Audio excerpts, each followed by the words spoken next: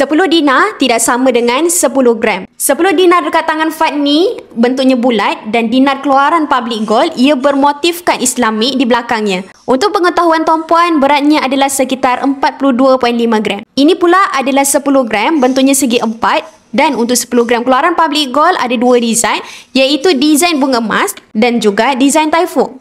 Kalau dikirakan 10 dinar ni 4 kali ganda lebih besar dan berat daripada 10 gram. Harga 10 dinar pada hari ni sekitar RM20,000 lebih. Apa yang kita boleh buat dengan dinar dan juga gold bar ni?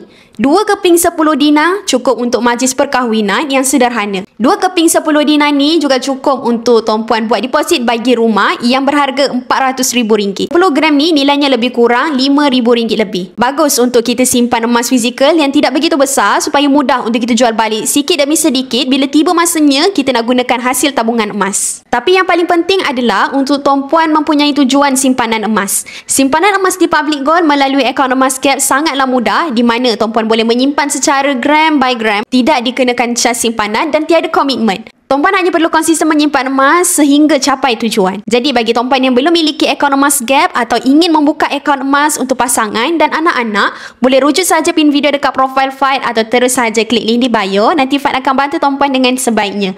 Teruskan follow Fad untuk dapatkan lebih banyak ilmu simpanan emas dan juga kewangan. Semoga bermanfaat.